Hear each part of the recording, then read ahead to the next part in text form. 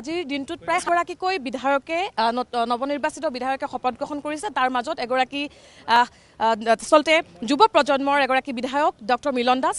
পোনপটীয়াভাৱে তেওঁৰ সৈতে কথা পতাৰ চেষ্টা কৰিম। প্ৰথমে অভিনন্দন জনাইছোঁ, এটা বিশেষ দিন, এটা বিশেষ মুহূৰ্ত। আৰু প্ৰথমতে এটা কথা সুধিম, জানিব মন গৈছে যে ৰাজনীতিত বিশেষকৈ শিক্ষিত লোকৰ সংখ্যা কম বুলি এটা প্ৰশ্ন বাৰুকৈ চৰ্চাত থাকে, কিন্তু তাৰ ব্যতিক্ৰমী আপুনি নিজে এটা উদাহৰণ। গতিকে কি ক'ব বিচাৰিব? আজিকালিতো হয়তো কনচেপ্টটো চেঞ্জ হ'ব লাগে। পলিটিক্সত এটা পেৰাডিম শ্বিফ্ট হৈ আছে, বিশেষকৈ যুৱ প্ৰজন্ম আহি আছে, শিক্ষিত যুৱ প্ৰজন্ম আহি আছে।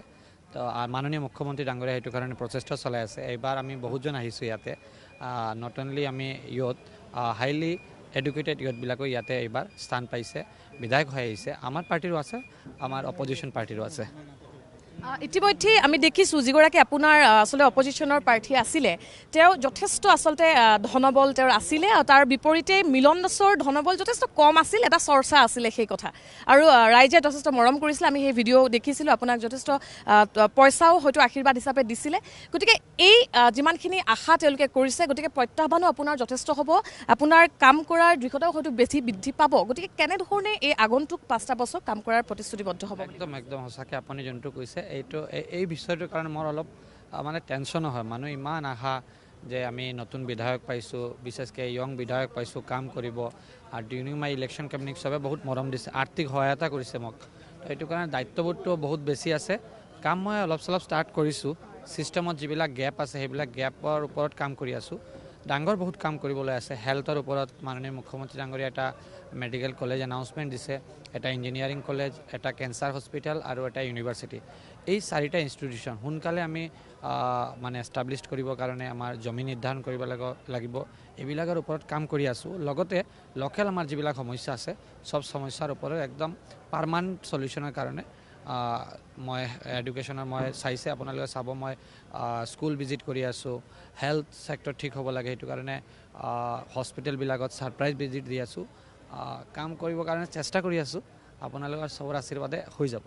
এটা প্ৰসংগ নিৰ্বাচনৰ পূৰ্বে আচলতে চৰ্চাত আছিল যে এইবাৰ জেন জি প্ৰাৰ্থীসকলৰ চৰ্চা আছিল। তাৰ মাজৰ পৰা বিজেপি বা NDAৰ নেতৃত্বত কেইবাগৰাকীও যুৱ নেতা আজিৰ দিনটোত ইয়াত শপত গ্ৰহণ কৰিছে আপোনালোকে।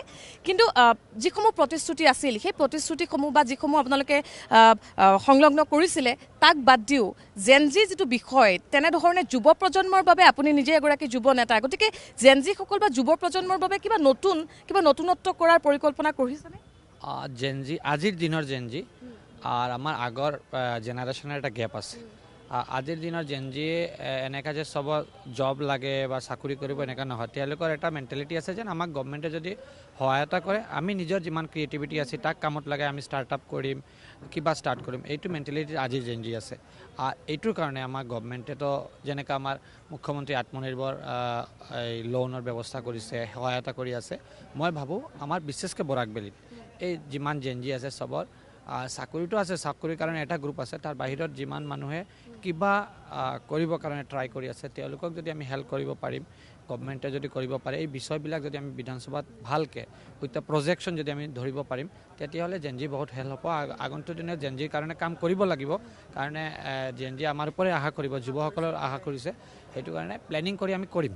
আজিৰ দিনটোত কোন উপস্থিত আছিলে আপোনাৰ সৈতে? পৰিয়াল আছিলে নিশ্চিতভাৱে? মই পৰিয়ালৰ মানুহ অহা নাই, মই পাৰ্টিৰ এক্স প্ৰেচিডেণ্ট, ফাউণ্ডাৰ মেম্বাৰ আৰু পাৰ্টিৰ ছিনিয়ৰ লিডাৰ আছিলে। ধন্যবাদ জ্ঞাপন কৰিছোঁ আৰু পুনৰবাৰ অভিনন্দন জনাইছোঁ। আৰু যিধৰণে ৰাইজে আশা কৰি ডক্টৰ মিলন দাসক জয়যুক্ত কৰিছে, ঠিক একেধৰণে আগন্তুক 5টা বছৰত আপুনিও ঠিক একেধৰণে তেওঁলোকৰ আশা পূৰণ কৰিব বুলি আমি আশাবাদী।